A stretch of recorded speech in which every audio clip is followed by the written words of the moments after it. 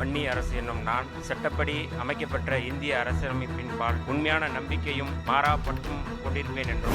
திரும்ப அவர்கள் தேர்தலுக்கு முன்னாடி ஒரு வார்த்தை சொல்லியிருந்தாங்க சார். நான் எல்லாரையுமே பிஹெச்டி வரைக்கும் படிக்க வச்சேன், ஆனால் நீங்கள் ஒரு பால்வாடியை தேடி போறீங்க அப்படின்னு. ஸோ இன்னைக்கு ஒரு பிஹெச்டி படிச்ச ஒரு தலைவரே அங்கே போறாரு அப்படின்றத ஏற்றுக்க முடியுது. கவர்மெண்டா வந்துட்ட பிறகு அவங்க செயல்பாடுகள் என்பது it will be more responsible and more authoritative and it has more weightage. நீங்க எலெக்ஷனுக்கு முன்னாடி திரு விஜய் அவர்கள் நான் ஒரு மதசார்பற்ற சக்தின்னு சொல்றது வேற.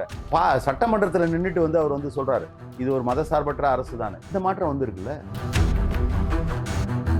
உங்களுடைய கூட்டணி நிலைப்பாடுன்னு ஒன்று இருக்கும்ல, ஏன்னா நீங்க இப்போ தாவேக்காவோட கூட்டணி போனா மட்டும்தான் ஸோ அது சாத்தியப்படுறதுக்கான பாசிபிலிட்டிஸ் இருக்கு. இப்போ இதில் ரெண்டு விஷயங்கள் நீங்கள் பார்க்கணும். ஒன்று நீங்கள் நீங்கள் கூட்டணியில் இருந்தோம், இப்போ அதற்கு நேர் எதிரான ஒரு கூட்டணியில் மந்திரி சபையில் பங்கேற்கணுன்றதுனால இது என்ன இம்ப்ளை பண்ணுன்னா அந்த கூட்டணி இல்லைன்றது இம்ப்ளை பண்ணும்.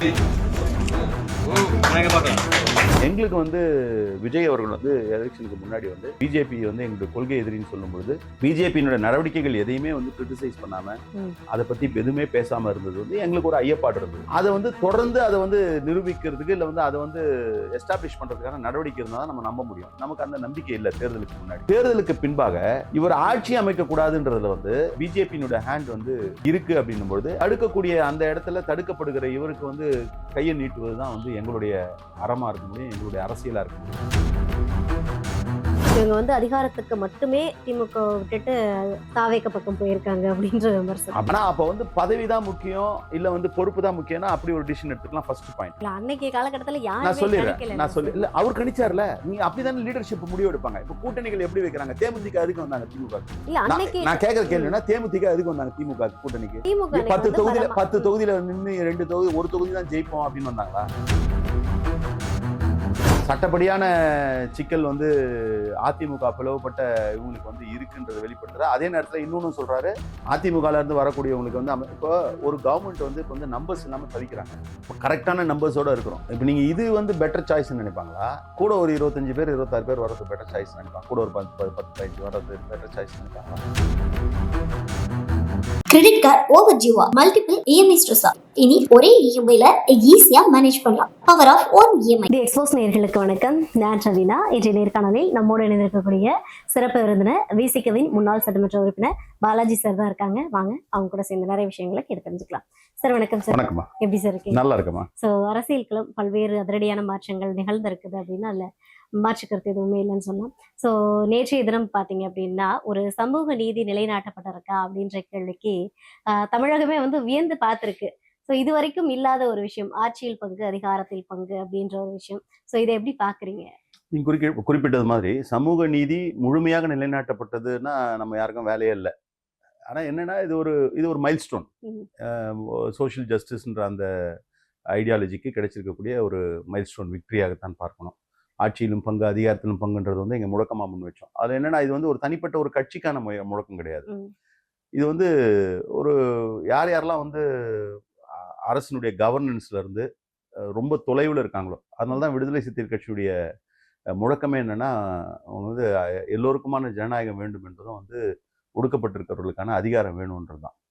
எளிய மக்களுக்கும் அதிகாரம், கடைசி மனிதனுக்கும் ஜனநாயகம் என்பதுதான் எங்களோட முழக்கமா இருக்கு. அதுல இது ஒரு பெரிய மைல்ஸ்டோனா தான் நாங்க பாக்குறோம். அந்த வகையில நேற்றைக்கு உள்ளபடியே ஒரு மகிழ்ச்சியான ஒரு தருணம். அப்படிதான் நேற்றைய நிகழ்வை நாங்க பார்க்கிறோம். அமைச்சரவையில் இணைந்த நிகழ்வை பார்க்கிறோம். கண்டிப்பா ஒரு சமூக நீதித்துறை, அதாவது ஆதி திராவிடர் துறையை சமூக நீதித்துறையா மாற்றிருக்காங்க. ஸோ நீங்க வச்ச ஒரு கோரிக்கை தான் 1999 வச்சிருக்கீங்க ஒரு கோரிக்கையை. ஸோ அந்த கோரிக்கையை முதலமைச்சர் விஜய் அவர்கள் நேற்று நிறைவேற்றிருக்காங்கன்னு நினைக்கிறேன். ஸோ அமைச்சர் வன்னியரசு அவர்களை ஏன்னா 2 எம்எல்ஏக்கள் ஜெயிச்சிருந்தாங்க. ஸோ அமைச்சர் வன்னியரசு அவர்களை இந்த துறைக்கு தேர்ந்தெடுப்பதற்கான காரணம் என்ன சார்? காரணம் என்ன அவர் நீண்ட நெடு நாட்களா இயக்கத்துல பணியாற்றிட்டு இருக்காரு. 2 பேருமே முதல் முறையா சட்டமன்றத்துக்கு போனாலும் கூட ஒப்பீட்டு அளவுல இவருக்கான களத்துல இவருக்கு கூடுதலான ஒரு அனுபவம் இருக்குது. அவரு ஐயா ஜோதிமணி அவர்கள் அவருக்கு ஒரு பின்புலம் இருக்கு, அரசியல் பின்புலம் இருக்கு. அரசியல் பின்புலம்னா அரசியல் சார்ந்து இயங்கக்கூடிய அவங்க தலைவர், அவங்க அப்பா மிகப்பெரிய ஒரு தலைவர்.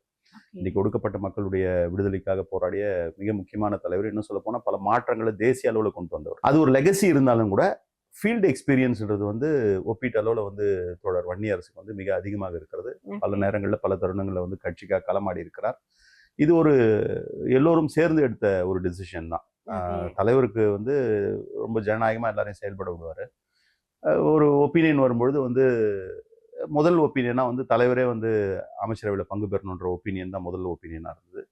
அவர் இல்லைன்னும் பொழுது வந்து இவரை வந்து எல்லோருமே ஒரு சேர வந்து வன்னியரசு அவர்கள் இடம்பெற்றால் நல்லா இருக்கும்ன்ற அடிப்படையில் அவருடைய கடந்த காலங்களில் வந்து அவருடைய அரசியல் பணி வந்து மிக சிறப்பாக இருந்திருக்கிறது. இன்னும் சொல்லப்போனால் அவர் வந்து அவருடைய செயல்பாடுகளில் ஒடுக்கப்பட்ட மக்களுக்கான நலன்களை வந்து எப்படி வெளிப்படுத்தியிருக்காருன்னு நம்மளால் பார்க்க முடியுது. அந்த வகையில் வந்து அவருக்கு இந்த ஒரு நிலை கிட்டியிருப்பது வந்து தனிப்பட்ட முறையில் எனக்கு மிகப்பெரிய ஒரு மகிழ்ச்சி தான். ஓகே, அருமை சார். சரி, இப்போ எல்லாருக்குமே எப்படி இருக்கு அப்படின்னா, கிட்டத்தட்ட முதல் முறையா சட்டமன்றத்துல 8 பட்டியல் சமூகத்தை சேர்ந்தவங்க வந்து அமைச்சரவையில இடம்பெறது அப்படின்றது ஒரு மாதிரி வரலாற்று நிகழ்வு அப்படின்னு நம்ம எடுத்துக்கலாம் இல்லையா? ஏன்னா இது வரைக்குமே வந்து அமைச்சரவை பாத்தீங்க அப்படின்னா திமுகன்னு இருக்கும், இல்லைன்னா அதிமுகன்னு இருக்கும். இது வரைக்கும் மற்ற கட்சிகள் வந்து பெரிதளவுல வந்து கிட்டத்தட்ட 1952க்கு பிறகு நினைக்கிறேன் இந்த சம்பவம் நடந்திருக்குது. சோ இது எப்படி இருக்குது? இது ஒரு மாற்றம் அப்படின்னு நம்ம எடுத்துக்கலாமா? நிச்சயமா இது வந்து ஒரு பெரிய மாற்றம் தான். ஏன்னா இந்த மாற்றம் வந்து வரணும்னு நினைத்த அல்லது வந்து அதற்கான ஒரு களத்தை அமைச்சதுல வந்து விடுதலை சிறுத்தைகள் கட்சியுடைய பங்கு, இன்னும் சொல்ல போனா தலைவர் எழுச்சி தமிழோட பங்கு மிகப்பெரிய ஒரு பங்கு. இதுல 2 விஷயத்தை பார்க்கணும். ஆட்சியிலும் பங்கு, அதிகாரத்திலும் பங்கு என்பது ஒன்று. ஒரு கான்செப்சுவலா வந்து ஒரு கோஅலிஷன் கவர்மெண்ட் அப்படின்றது வந்து ஒரு கான்செப்சுவலான விஷயம். கோஅலிஷன் கவர்மெண்ட்னா இயல்பாகவே எனி கோஅலிஷன் கவர்மெண்ட் வில் பி ஆட்சியிலும் பங்கு, அதிகாரத்திலும் பங்கு. ஆனா அதை வந்து நிறைவா பண்ணணும். அது வந்து வெறும் பார்ட்டி ரெப்ரஸன்டேஷனை பார்க்காம சோஷியல் ரெப்ரஸன்டேஷனாகவும் பார்க்கணும். இப்போ பார்ட்டி ரெப்ரஸன்டேஷன்னா என்னன்னா, விசிகேக்கு இடம் கொடுக்கறது, ஐயுஎம்எலுக்கு இடம் கொடுக்கறது, இதோட முடிஞ்சிடும். பட் சோஷியலாக பார்க்கணும்னா, இப்போ நீங்கள் வந்து விசிகேல ஒரு சட்டமன்ற உறுப்பினர் அமைச்சராக இருக்கார், அவர் வந்து பட்டியலினத்தை சார்ந்தவர். ஆனால் டிவிகேல வந்து இன்னைக்கு வந்து 6 பேர் வந்து பட்டியலினத்தை சார்ந்தவர்கள் வந்து அமைச்சர்களாக இருக்காங்க. அப்போ அதுதான் வந்து உங்களுக்கு இந்த இந்த கான்செப்ட், அதாவது ஆட்சியிலும் பங்கு, அதிகாரத்திலும் பங்குன்றது it is not for the parties which are participating the government, it is for the communal societies. எந்தெந்த சமூகங்கள் இருக்கோ அவங்களுக்கு. அப்படி பாத்தீங்கன்னா இது வந்து ஒரு இரண்டுமே நடந்திருக்கக்கூடிய ஒரு அரசா தான் பார்க்கறாங்க. வெறுமனே கட்சிகளுக்கு பங்கேற்கிறாங்க, கட்சிகளுக்கு வந்து அமைச்சரவையில் கொடுக்கறதுன்றது ரொம்ப இயல்பானது. இது எல்லா இடங்கள்லயும் நடக்குது. பார்ட்டிஸ் வந்து யார் யார் சப்போர்ட் பண்றாங்களோ அவங்களுக்கு வந்து ஷேர் கொடுக்கறது. ஆனா பார்ட்டிஸ்க்கு ஷேர் கொடுக்கக்கூடிய அதே வேளையில எல்லா சமூகங்களுக்கான பிரதிநிதித்துவம், குறிப்பா வந்து அண்டர் பிரிவிலேஜ், நீங்க வந்து வாய்ப்பு மறுக்கப்பட்ட சமூகங்களுக்கு தான் உரிய. இதுதான் சோஷியல் ஜஸ்டிஸோட கான்செப்டே. நீங்க இயற்கையா ஜஸ்டிஸ்ன்றது ஒன்று, சோஷியல் ஜஸ்டிஸ் ஏன் அந்த டெர்மினாலஜினா, சோஷியலா யார் யாரெல்லாம் புறக்கணிக்கப்பட்டிருக்காங்களோ அவங்களுக்கு வந்து உரிய நீதியை வழங்குவதுதான். அப்படி பாத்தீங்கன்னா இன்னைக்கு வந்து எம்பவர்ட் கம்யூனிட்டிஸ்ல வந்து நீங்க அவங்களுடைய பாப்புலேஷனுக்கு ஈக்குவலா வந்து ஒரு ரெப்ரசன்டேஷன் கொடுக்குறோம் அப்படின்றது வந்து சோஷியல் ஜஸ்டிஸ் ஆகாது. அன்எம்பவர்டு அண்டர் பிரிவிலேஜ் கம்யூனிட்டிஸ்க்கு கொடுக்கறது தான். இப்போ கடந்த காலங்களில் வந்து கடந்த திமுக அரசுல கூட 4 பேர் வந்து பட்டியலினத்தை சார்ந்தவர்கள் இருந்தார்கள். அது வந்து ஒப்பீட்டளவில் அதுக்கு முன்னாடி இருந்ததெல்லாம் விட கணிசமான ஒரு எண்ணிக்கை தான். ஆனா இன்னைக்கு தோழர் வன்னியரசோட சேர்த்து 8 பேர் அப்படின்னும் பொழுது இன்னைக்கு வந்து கடைசியா எடுத்த சென்சஸின் படி வேண்டுமானால் ஒரு 20% நமக்கு வந்து பட்டியலின பழங்குடியின மக்கள் இருக்காங்க. ஆனா இப்போ சமீபமா இருக்கக்கூடிய சூழல்ல சென்சஸ் எடுத்தீங்கன்னா இது நிச்சயம் இன்னும் அதிகமா இருக்கும். இருந்தாலும் கூட அந்த எண்ணிக்கையின் அடிப்படையில பாத்தீங்கன்னா கூட நீங்க 20% வந்துருச்சு. இட்ஸ் மோர் தென் 20%. அப்படி பார்த்தா இது வந்து ஒரு 2 ஆஸ்பெக்டையும் நிறைவு செய்யக்கூடிய ஒரு அரசாகத்தான் பார்க்கிறேன். இதுதான் வந்து விடுதலை சிறுத்தைகள் கட்சியுடைய அரசியலுக்கு கிடைத்திருக்கக்கூடிய வெற்றி. கண்டிப்பா சார். இந்த நிலை வரும் அப்படின்னு இப்ப நீங்க தேர்தலுக்கு முன்னாடி கூட எங்ககிட்ட கேட்கும்போது தலைவர் என்ன சொல்லிட்டு இருந்தாருன்னா, ஆட்சியிலும் பங்கு, அதிகாரத்திலும் பங்குன்றது எங்களுடைய முழக்கம். அது உரிய நேரத்துல உரிய இடத்துல பெறணும். இப்ப அப்பெல்லாம் வந்து விமர்சனம் பண்ணவெல்லாம் வந்து இப்ப எங்க போய் முகத்தை வச்சுப்பான்னு தெரியாது. அப்ப எங்களை வந்து நீங்க வந்து அப்படியே ஆட்சியிலும் பங்கு, அதிகாரத்திலும் பங்கு கோரிக்கை விட்டுட்டீங்க, நீங்க வந்து இப்படி பண்றீங்க அப்படி பண்றீங்கன்னு விமர்சனங்களா முன் வச்சாங்க. இது எதற்காக குறிப்பிட விரும்புறேன்னா, விமர்சனம் பண்ணிட்டு இருக்கோம், விமர்சனம் செஞ்சுட்டே தான் இருப்பான். ஆனா நாங்க அதையெல்லாம் புறந்தள்ளிட்டு எங்களுடைய பாதையை வந்து வெகு சிறப்பா அமைத்து கொண்டு போகிறோம். தலைவர் எழுச்சி தமிழ் அதை செதுக்கி தராருன்றதுதான் உண்மை. கண்டிப்பா சார், இதை மறுக்கிறதுக்கு இல்ல. இப்போ நீங்க சட்டசபைக்குள்ள போறீங்க, அமைச்சரவையாக்கு போறீங்க அப்படின்னா உங்களுடைய கூட்டணி நிலைப்பாடுன்னு ஒண்ணு இருக்கும்ல. ஏன்னா நீங்க இப்ப தாவேக்காவோட கூட்டணி போனா மட்டும்தான் சோ அது சாத்தியப்படுறதுக்கான பாசிபிலிட்டிஸ் இருக்கு. சோ உங்க கூட்டணி நிலைப்பாடு என்னவா இருக்க போகுது? இதுல 2 விஷயங்கள் நீங்க பார்க்கணும். ஒண்ணு வந்து டெக்னிக்கலா வந்து நீங்க வந்து ஒரு கூட்டணியில இருந்தோம், இப்ப வந்து அதற்கு நேர் எதிரான ஒரு கூட்டணியில மந்திரி சபையில பங்கேற்கிறோன்றதுனால இது என்ன இம்ப்ளை பண்ணும்னா, அந்த கூட்டணி இல்லைன்றது இம்ப்ளை பண்ணும். ஆமா. ஆனா இந்த கூட்டணின்றது எதுக்கு அப்படின்னு ஒரு கொஸ்டின் வருது. நீங்க அந்த கூட்டணி என்ன கூட்டணின்னு சொல்றோம்? நம்ம என்ன கூட்டணி? தேர்தல் கூட்டணின்னு சொல்றோம். தேர்தல் டைம்ல மட்டும். தேர்தல் மட்டும் இல்ல, தேர்தல் கூட்டணி. நீங்க அது வந்து ஒரு குறிப்பிட்ட டைம் கூட நீங்க டிராவல் பண்ணலாம். It depends upon the political கிளைமேட்டும் பொலிட்டிக்கல் பொசிஷனிங்கும் பொறுத்து இருக்கு. இப்ப தாவேகா வரதுக்கு முன்னாடி இங்க வந்து ஒரு பிரைமரி கொஸ்டின் தான், சனாதன சக்திகளை எதிர்ப்பது என்கின்ற ஒரு இது. அப்போ நம்ம எடுக்க வேண்டிய டிசிஷன்னா எதர் சனாதன சக்திகளோட கை கோர்க்கிறது இல்லை சனாதன சக்திகளுக்கு எதிராக இருக்கிறது. அப்போ அங்கே எங்களுடைய கருத்தியல் நிலைப்பாடு என்னன்னா சனாதன சக்திகளோடு எதிர் நிற்கிறதுன்ற மாதிரியான ஒரு கூட்டணி நிலைப்பாடு எடுத்தோம். போஸ்ட் எலெக்ஷன்ஸ் வந்து ஒரு சினேரியோ டெவலப் ஆகுது. இந்த சினேரியோல நாங்கள் வந்து ஐயப்படுறோம், நாங்கள் ஐயப்பட்டோம். இன்னமும் கூட வந்து முழுசா அது வந்து இல்லைனாலும் அதுக்குண்டான ஒரு உத்தரவாதம் கிடைச்சிருக்க சூழலில் தான் வந்து இன்னைக்கு அமைச்சரவையில் பங்கேற்று இருக்கிறோம். இந்த அமைச்சரவையில கூட எழுச்சி தமிழர் தான் பங்கேற்கணும்னு அவங்க சொன்னாங்க. அப்படிப்பட்ட ஒரு டிசிஷன் எடுக்கிறதுக்கு முன்னாடியே நாங்கள் அதை தலைவர் ரூல் அவுட் பண்ணதுக்கு முக்கிய காரணம் என்னன்னா நமக்கு வந்து இவங்க கிட்ட இருக்கக்கூடிய கிளாரிட்டி இன்னும் முழுமையாக வர்றேன். ஆனால் we have got some assurances that I can say. நீங்கள் வந்து நாங்கள் வந்து வெறுமனே போய் இந்த கூட்டணியில் போய் நாங்கள் போய் அமைச்சர் ஆகிட்டோன்றது யாராவது நினைச்சாங்கன்னா அது வந்து அவருடைய தவறான புரிதல், தவறான பார்வையாக தான் இருக்கும்.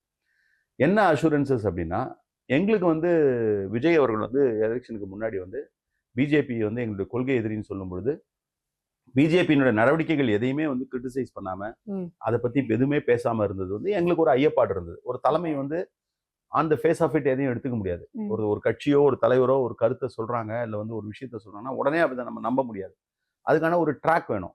இப்போ டிஎம்கேக்கு அது தேவையில்லை. ஏன்னா அவங்க வந்து தே ஆர் அப்ரூவ்ட் பார்ட்டி, ஒரு 75 ஆண்டு கால கட்சி. அது அவங்களோட கொள்கை நிலைப்பாடு நமக்கு தெரியும். இவர் புதுசா வந்தவர் வந்து நான் பாஜக என்னுடைய கொள்கை எதிரினார்னா அதை வந்து தொடர்ந்து அதை வந்து நிரூபிக்கிறதுக்கு இல்லை வந்து அதை வந்து எஸ்டாப்ளிஷ் பண்றதுக்கான நடவடிக்கை இருந்தால் தான் நம்ம நம்ப முடியும். நமக்கு அந்த நம்பிக்கை இல்லை. தேர்தலுக்கு முன்னாடி, தேர்தலுக்கு பின்பாக இவர் ஆட்சி அமைக்க கூடாதுன்றதுல வந்து யார் செயல்படுறாங்கன்னு நம்ம பார்க்க வேண்டிய சூழல் வந்தது. அப்படிப்பட்ட சூழல்ல பிஜேபியினுடைய ஹேண்ட் வந்து இருக்கு அப்படின்னும் பொழுது அப்ப நாம இயல்பா என்னன்னா பிஜேபியோட ஹேண்டு வந்து இவரை தடுக்குது அப்படின்னா தடுக்கக்கூடிய அந்த இடத்துல தடுக்கப்படுகிற இவருக்கு வந்து கையை நீட்டுவதுதான் வந்து எங்களுடைய அறமா இருக்க முடியும், எங்களுடைய அரசியலா இருக்க முடியும்.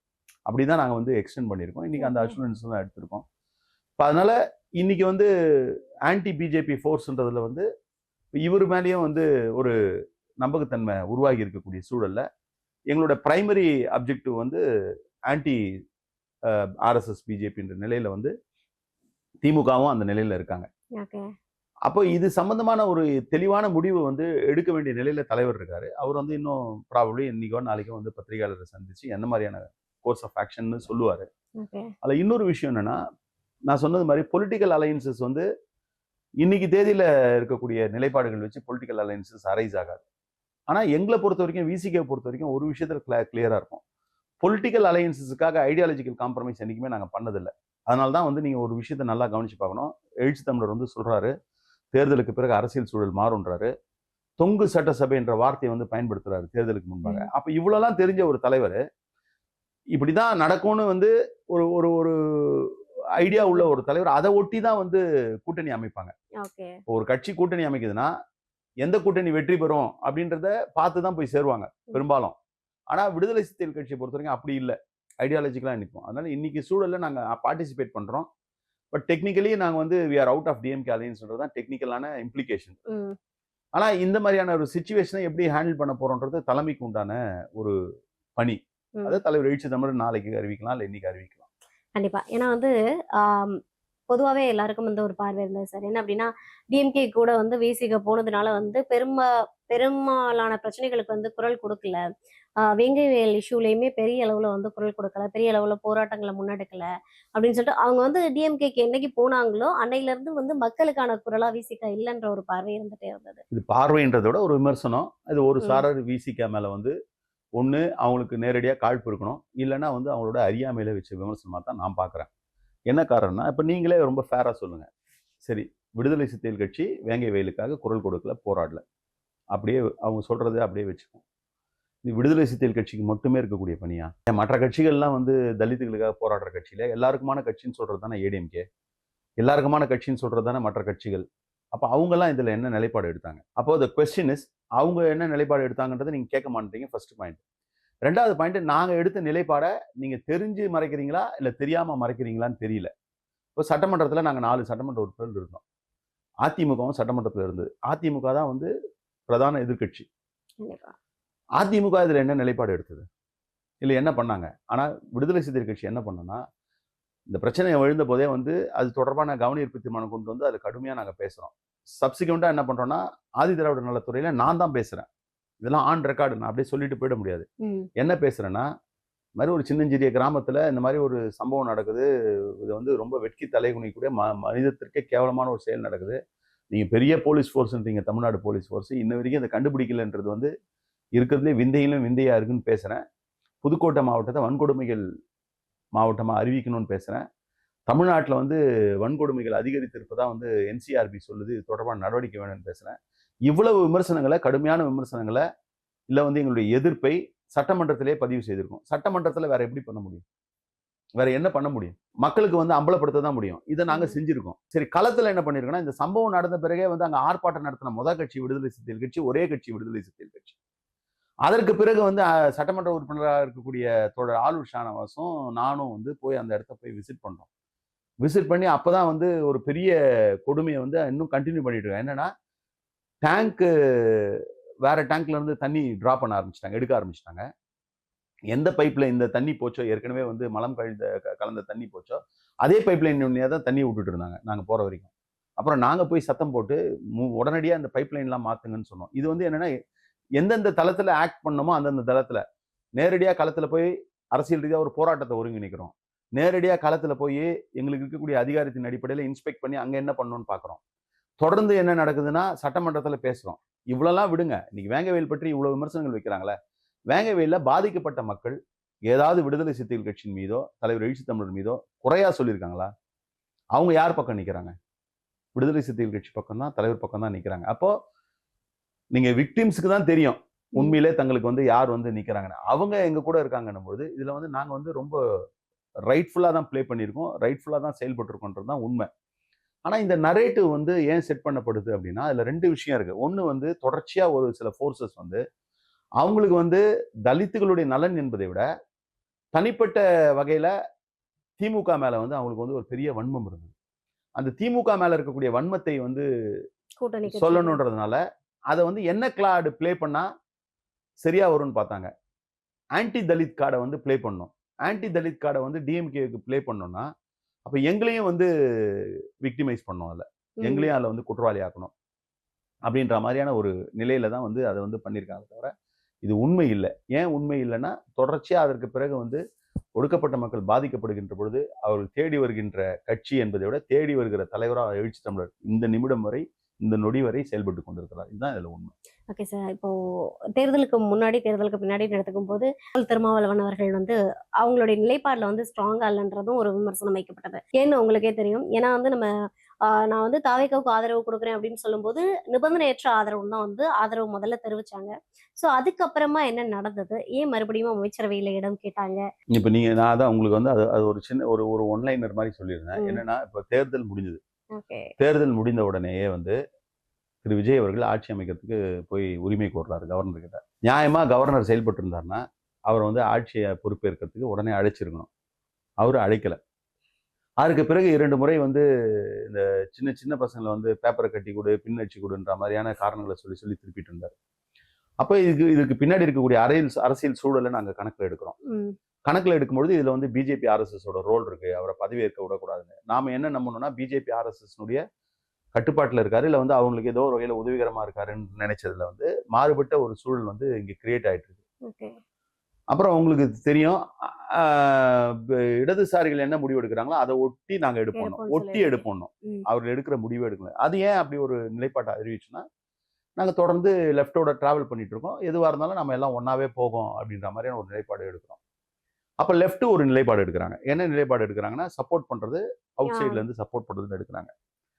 அதை அறிவிக்கும் போதே தலைவர் என்ன சொன்னாரு, இடதுசாரிகளை ஒத்து முடிவு எடுப்போம், முழுமையான முடிவை கட்சியினுடைய உயர்நிலை குழு கூட்டி எடுப்போம்னு.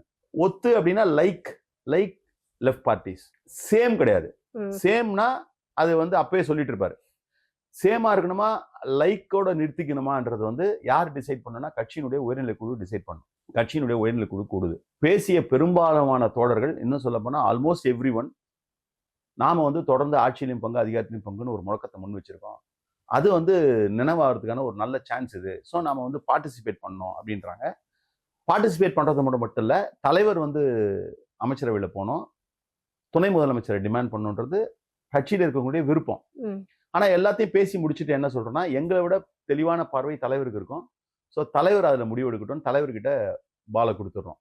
ஸோ அவர் என்ன முடிவு பண்றாருன்னா, அவர் வந்து வெளியில இருந்த ஆதரவு கம்யூனிஸ்ட் மாதிரியே பண்ணிடலாம், அதை அப்படியே நம்ம வந்து செஞ்சிடலாம் அப்படின்ட்டு அறிவிச்சிடறோம். இந்த முடிவுக்கு நான் புரிந்து கொண்டது என்னன்னா, தேர்தலுக்கு முன்பாக வந்து நான் சொன்னது மாதிரி தாவேகா மேல திரு விஜய் அவர்கள் மேல வந்து நமக்கு ஒரு மதிப்பீடு இருக்கு. என்னன்னா அவர் வந்து எதையுமே வந்து பேச மாட்டாரு பிஜேபி மேல. இப்ப நாம வந்து அந்த அந்த ஐயப்பாடு இருக்கும்போது அதுல கிளாரிட்டி வராம நம்ம வந்து கேபினெட் உள்ள போறதுன்றது வைஸ் டிசிஷனா இருக்காது. அதற்கு இடைப்பட்ட காலத்துல நான் சொன்னது மாதிரி எங்களுக்கு சில கிளாரிபிகேஷன்ஸ் கிடைச்சிருக்கு. எங்களுக்கு சில ஐயப்பாடுகள் வந்து இருந்ததுல வந்து அவங்க வந்து ஒரு தெளிவை ஏற்படுத்தியிருக்காங்க. அந்த தெளிவை ஏற்படுத்தினோட அடிப்படையில தான் நெக்ஸ்ட் கட்டமா என்ன பண்றாங்கன்னா, இதுக்கடையில கட்சியில் இருக்கக்கூடிய தொடர்களும் ப்ரெஷர் கொடுக்குறாங்க. நீங்க கேபினெட் உள்ள போறதா நமக்கு சரியா வரும் அப்படின்னு. அவங்களும் வெளிப்படையா ஓப்பனா ஒரு கால் கொடுக்குறாங்க.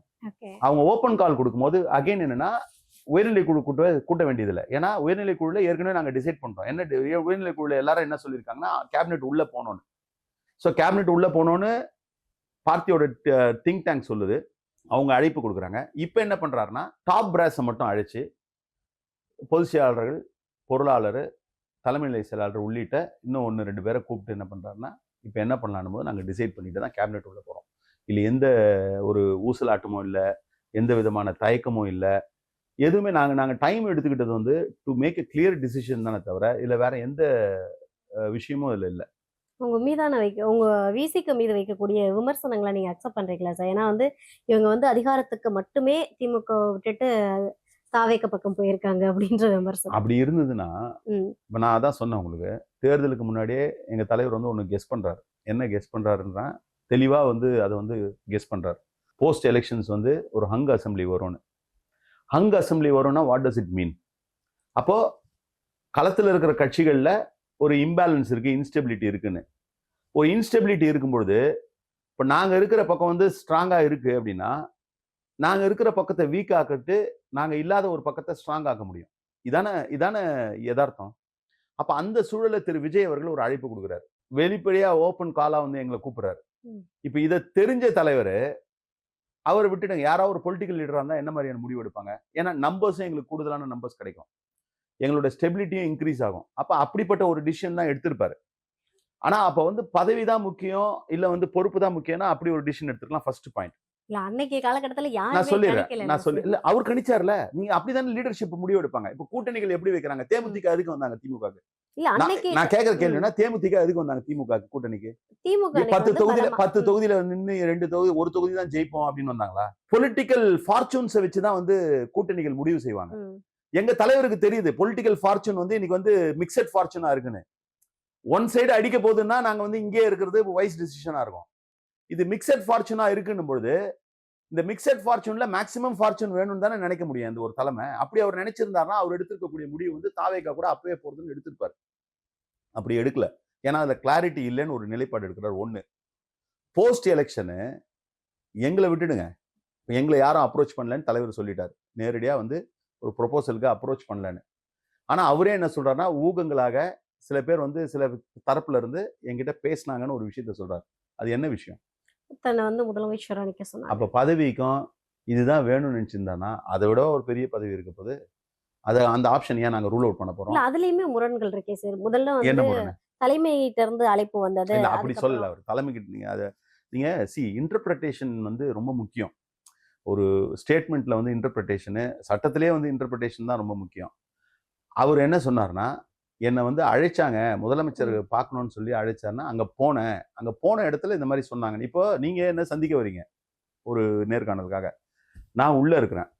அப்ப இங்க என்ன சந்திக்க வந்த ஒருத்தர் முக்கியமானவரா இருப்பாரு. அவர் ஒரு கருத்தை உங்ககிட்ட சொல்றாரு. அந்த கருத்து வந்து என் மூலமாவும் அவருக்கு போயிருக்கலாம், இல்ல அவருக்கு தெரிஞ்சதையும் சொல்லிருக்கலாம். இதுக்கான ஆராய்ச்சி எல்லாம் நம்ம பண்ண முடியாது. ஆனா நான் சொன்னாதான் அது என் கருத்தா இருக்க முடியும். அவர் தெளிவா சொன்னாரு, இந்த கருத்து வந்து திமுகவினுடைய தலைமையிடத்துல இருந்தோ அதிமுகவினுடைய தலைமையிடத்துல இருந்தோ எங்கிருந்து வரல. பட் அவங்களை சுத்தி இருக்கிறவங்க இப்படிலாம் பேசுறாங்க. இப்ப நீங்க வரீங்க, ஒரு ஸ்பெகுலேஷன் இங்க இருக்க ஒரு சொல்றாரு, இது மாதிரி அவருக்கு வந்து இதை பண்ணலான்னு இருக்காங்க, அதை பண்ணலான்னு இருக்காங்கன்னா அந்த மாதிரியான ஒரு டாக்ஸ் தான். அது முரண்பாடே இல்லை. இப்ப நான் என்ன சொல்ல வரேன்னா, ஆனா அப்படி ஒரு டாக்ஸ் இருக்குன்னு ஒரு ஆளுக்கு தெரிஞ்சதுன்னா, ஒரு தலைவருக்கு தெரிஞ்சதுன்னா, அது அடுத்த கட்டத்துக்கு நகர்த்து தானே பார்ப்பாங்க, பதவி ஆசை இருந்ததுன்னா. இப்ப தலைவருக்கு அப்படி ஒரு டாக்ஸ் இருக்குன்னு ஒருத்தர் சொல்றாரு அப்படின்னா, அப்ப நெக்ஸ்ட் என்ன பண்ணிருப்பாரு? அங்க எதிர்க்கவே உட்கார்ந்துட்டு இருக்காரு திமுக தலைவர். கொஞ்ச நேரத்துல வரப்போறாரு, இல்ல வந்து உட்கார போறாரு. திமுக தலைவர்கிட்ட இந்த மாதிரிலாம் பேசுறாங்களே, நீங்க ஏன் அதுக்கு முயற்சி எடுக்க கூடாதுன்னு சொல்லியிருப்பாரா, சொல்லியிருக்க மாட்டாரா? இல்ல அதிமுக இருக்கக்கூடிய சோர்சஸ்க்கு போன் பண்ணி இந்த மாதிரி ஒரு முயற்சி நடக்குதுன்னு கேள்விப்பட்டேன், அது கொஞ்சம் தயவு செய்து ப்ரொசீட் பண்ணுங்க, நான் அதுக்கு ஒத்துக்கிறேன்னு தானே சொல்லுவாரு. ஒண்ணு. இப்போ முதலமைச்சர் பதவி அது. திரு விஜய் அவர்கள் பர்சனலா வந்து திருச்சி கிழக்கு தொகுதியை விட்டு கொடுக்குறேன்றாரு. இப்ப அவர் வந்து எம்எல்ஏவா இல்ல, அமைச்சரானா 6 மாதத்துல எம்எல்ஏ ஆகணும். அப்படிதான் பதவி பொறுப்பு தான் வேணும் அப்படின்னா நீங்க அதை தான் நாங்க கேட்டிருப்போம். அதனால இது வந்து ஒரு திணிக்கப்படுகிற ஒண்ணு. இது எப்பவும் போல வந்து ஒரு டார்கெட்டட் பார்ட்டி, டார்கெட்டட் லீடரா வந்து தலைவர் எழுச்சி தமிழர் இருக்காரு. இது இங்க இருக்கக்கூடிய ஒரு சோசியல் ஸ்டிக்மா. இதே மாதிரி வியாபாரத்தை வெளிப்படையா பண்ணக்கூடிய கட்சிகளை, வெளிப்படையா பண்ணக்கூடிய தலைவர்களை யாரும் விமர்சனம் பண்ண மாட்டாங்க. ஒரு மேடையில நின்னுட்டு ஒரு கூட்டணி ஒரு கட்சியினுடைய அடுத்த நிலையில இருக்கக்கூடிய தலைவரா இருக்கக்கூடிய ஒரு மாநாட்டு மேடையில் நின்று பேசுறாரு. நாங்க டிஎம்கே ஏடிஎம்கே 2 பேருக்கும் ஓப்பனா இருக்கிறோம். யாரு வராங்களோ இது வந்து யாரும் விமர்சனம் பண்ணல. இது வந்து வியாபார அரசியலா யாரும் பார்க்க மாட்டாங்க. Very sad. நீ வியாபார அரசியல வெளிப்படையா துணிச்சலா பேசுறவனெல்லாம் விட்டுறாங்க. ஆனா அப்படி எந்த விதமான நோக்கமும் இல்லாதவங்களை வந்து நீங்க வந்து பழி சொல்றீங்க, காழ்ப்பு ஏற்படுத்துறீங்கன்னா வந்து இது உண்மையிலே ஒரு பேத்தட்டிக் கண்டிஷன் தான், பொலிட்டிக்கல் கண்டிஷன் தான். ஓகே. திரும்ப அவர்கள் வந்து தேர்தலுக்கு முன்னாடி ஒரு வார்த்தை சொல்லியிருந்தாங்க சார். நான் வந்து எல்லாரையுமே வந்து பிஹெச்டி வரைக்கும் படிக்க வச்சேன். ஆனா நீங்க வந்து ஒரு பால்வாடியை தேடி போறீங்க அப்படின்னு. ஸோ இன்னைக்கு ஒரு பிஹெச்டி படிச்ச ஒரு தலைவரே அங்க போறாரு அப்படின்றத ஏத்துக்க முடியுதா? அவர் அங்க போறது வந்து சொல்லிக் கொடுக்கறதுக்காக இருக்குன்னு எடுத்துக்கோங்களேன். இல்ல அவங்களை வழி நடத்துறதுக்காகன்னு எடுத்துக்கோங்களேன். அதுவும் நடக்கும்ல, நடந்துட்டு இருக்குல்ல. அது நடக்கும், நடந்துட்டு இருக்கு. அதோட தாக்கம் தான் வந்து நீங்க வந்து தேர்தல் நேரத்துல கட்சிகள் பேசுறது வேற. எந்த கட்சியா வேணா இருக்கலாம். ஒரு கவர்மெண்டா வந்துட்ட பிறகு அவங்க செயல்பாடுகள் என்பது வந்து it will be more responsible and more authoritative and it has more weightage. நீங்க எலெக்ஷனுக்கு முன்னாடி திரு விஜய் அவர்கள் வந்து நான் வந்து ஒரு மதசார்பற்ற சக்தின்னு சொல்றது வேற. சட்டமன்றத்துல நின்றுட்டு வந்து அவர் வந்து சொல்றாரு இது ஒரு மதசார்பற்ற அரசு தானே. இந்த மாற்றம் வந்திருக்குல்ல, இந்த வெயிட்டேஜ் வந்திருக்குல்ல. நீங்க வந்து இன்னொன்னு அவர் வந்து கவர்மெண்ட் ஃபார்ம் பண்ணும் போதே வந்து ஒரு கிளாரிட்டியா வந்து நான் என்டிஏல இருக்கவங்களோட வந்து நான் அலைன் ஆக மாட்டேன்னாரு. இப்ப நாங்க தான் வந்து முதல்ல ஒரு இஷ்யூ ரைஸ் பண்றோம். என் கட்சியினுடைய பொதுச் செயலாளர் வந்து ஒரு விஷயத்த சொல்றாரு. சட்டப்படியான சிக்கல் வந்து அதிமுக பிளவுபட்ட இவங்களுக்கு வந்து இருக்குன்றதை வெளிப்படுத்துறாரு. அதே நேரத்துல இன்னொன்னு சொல்றாரு, அதுக்காக கவர்னர் ரெஃப்யூஸ்லாம் பண்ண முடியாது, அவங்களுக்கு கேபினெட்டை வந்து ஸ்வேரிங் இன் பண்ண மாட்டேன்னு சொல்றாரு. அப்ப நாங்க ஒரு விஷயத்த வந்து வெளிப்படுத்துறோம். இது வந்து உங்களோட ஸ்டேச்சருக்கு நீங்க வந்து சொல்லியிருக்கக்கூடிய மாற்று அரசியலுக்கு உங்களுக்கு ஆபத்து ஏற்படுத்தும். அதிமுகல இருந்து உங்களுக்கு சப்போர்ட் பண்ணவங்களுக்கு வந்து அமைச்சரவையில் இடம் கொடுத்தாருன்னு சொன்னாரா இல்லையா? அப்புறம் அதுக்கப்புறம் வந்து நாங்க மறுபரிசீலனை செய்வோம்னு நாங்க சொன்னோம். எங்க தலைவர் சொன்னார், எழுச்சி தமிழர். அதிமுகல இருந்து வரக்கூடியவங்களுக்கு வந்து இப்போ ஒரு கவர்மெண்ட் வந்து இப்போ வந்து நம்பர்ஸ் இல்லாம தவிக்கிறாங்க. இப்போ கரெக்டான நம்பர்ஸோட இருக்கிறோம். ஒரு 1 2 கூட இருக்கும். 120 இருக்கும். இப்போ நீங்க இது வந்து பெட்டர் சாய்ஸ்ன்னு நினைப்பாங்களா? கூட ஒரு 25 பேர் 26 பேர் வர்றது பெட்டர் சாய்ஸ் நினைப்பாங்க. கூட ஒரு 10 15 வர்றது பெட்டர் சாய்ஸ் நினைப்பாங்களா? அதை தான் பெட்டர் சாய்ஸா நினைக்கிறேன். But he didn't choose that. அப்ப ஏன் அதை சூஸ் பண்ணல? இதெல்லாம் வந்து நாங்க நீங்க சொன்னது வந்து ஒரு ஃபேர் கிரிட்டிசிசமா வச்சுட்டே சொல்றேன். நீங்க சொன்னது வந்து நீங்க வந்து ஒரு இம்ப்ளிகேஷனா கூட எடுத்துங்க. அந்த அளவுக்கு பிஹெச்டி படித்த நிலையில இருக்கக்கூடியவங்க இன்னைக்கு வந்து அவங்கள வந்து வந்துட்டாங்க. அவங்க நீங்க வந்து தேர்தலுக்கு முன்னாடி வந்து மக்கள் மன்றத்துல வந்து அவங்க நின்னாங்க. ஒரு அட்மிஷனுக்காக கேட்டாங்க. அரசு நிர்வாகத்துல அட்மிஷனுக்காக கேட்டாங்க. இந்த அட்மிஷனை முடிவு பண்ற அத்தாரிட்டி வந்து மக்கள் முடிவு பண்ணி அவங்களுக்கு அந்த அட்மிஷனை கொடுத்துட்டாங்க. கொடுத்துட்ட பிறகு அவங்களை நம்ம வந்து அப்படியே விட்டுற முடியாது. இவங்க படிக்காதவங்க இல்லை வந்து இவங்க வந்து இதை பற்றிய புரிதல் இல்லாதவங்க அப்படியே இருக்கட்டும்னு விட்டுற முடியாதுன்ற நிலையில இன்னைக்கு விசிகே வந்து அவங்களுக்கு வந்து இது பண்ண போறோம்னு வச்சுக்கோங்களேன். இது நான் வந்து ஒரு ஹையர் அத்தாரிட்டியில இருந்து சொல்ல, நீங்க ஒரு கிரிட்டிசிசமாக சொன்னதை வந்து நீங்க கேட்டதுனால இது இப்படி ஒரு இதுவா எடுத்துக்கோங்களேன் அப்படின்னு. கிரெடிட் கார்டு ஓவர் ஜீவா மல்டிபிள் இஎம்ஐ ஸ்ட்ரெஸ். இனி ஒரே இஎம்ஐல ஈஸியா மேனேஜ் பண்ணலாம். Power of one EMI.